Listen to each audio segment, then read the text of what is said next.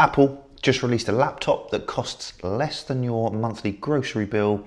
No, really. And Intel says your next laptop will translate languages in real time without the internet. Hey, I'm Tim, and this is No Hype Tech News, and I've got 4 stories that actually matter this week. So let's get into it. First up then, Apple has finally remembered that not everyone wants to drop the best part of £2,000 on a laptop. They launched the MacBook Neo on March the 5th, and this is their real answer to all those cheap Windows AI PCs that have been flooding the market. Here's what you need to know. The Neo is built for students and emerging markets, but here's the thing, it's actually got specs that matter for regular people like you and I. We're talking about a machine that handles everyday tasks without the Apple Pro price premium. Now, I've always said Apple makes great hardware, they really do, but they often price out the people who actually need reliable computers. The Neo, well, that changes that. It's got enough power for some simple photo editing, video calls with the grandchildren, doing basic document work and streaming. Plus the battery life is solid, well, when it should be. And the build quality, they don't appear to have compromised on that either. So who is this laptop actually for? Well, if you've got children heading to university, or you're someone who needs a dependable laptop for household admin, but doesn't need to render 4K video, this is definitely worth looking at. It's also perfect if you're still running a laptop from 2018 and wondering why everything takes 10 seconds to load. My take on this though, just hang on a minute, wait for the actual real world reviews, but this could be the best value Mac in years. Speaking of AI PCs, earlier, Intel have just announced their Core Ultra 3 processors.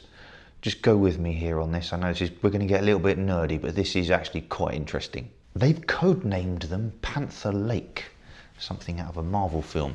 And this is where things get really interesting for those of us who travel. These chips, apparently, they bring real-time translation directly onto your device. No internet connection needed. No sending your private conversations up to the cloud.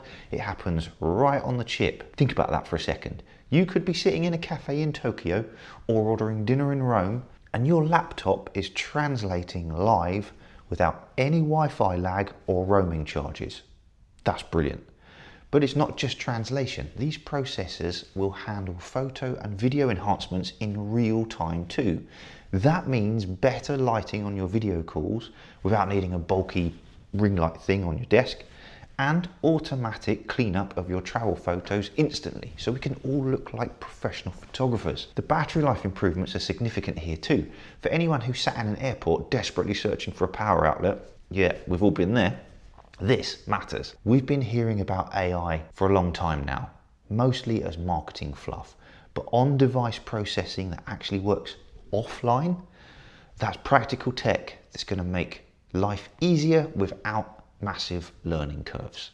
Brilliant. Okay, let's talk about some smart home tech that isn't just some gadgety gizmo thing shouting at you for your attention. SwitchBot is launching their new AI art frame for around $150.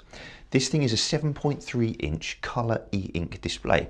Now here's why my brain got interested in this, because you can use your voice to generate visuals. You can tell it what you want it to show, but because it's e-ink, it just blends into your house in a subtle way. So imagine that subtle display by your coffee maker, for example, showing your schedule for the day, or maybe a digital photo frame that it doesn't emit harsh blue light in your living room.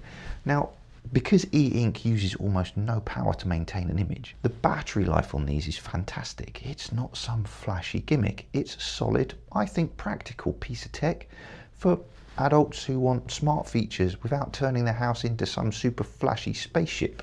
Last story this week, and this is big picture stuff, close to my heart as a health and fitness professional here. The US consumer tech industry is projected to hit $565 billion in revenue this year.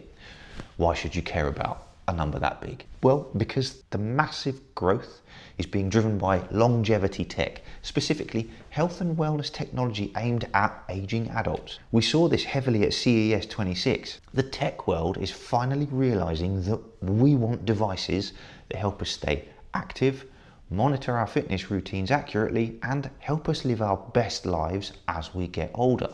Your smartwatches and fitness trackers are about to get incredibly personalized, learning specific recovery times, joint impact levels, that's mind-blowing, rather than just giving you generic step counts and half-guessed body battery. That's the tech that actually matters this week. No hype, just the facts. I'm really curious, would you actually buy a $4 e-ink screen for your house or your shed? Let me know in the comments. Keep active, keep exploring, and thanks for watching. I'll see you next Friday.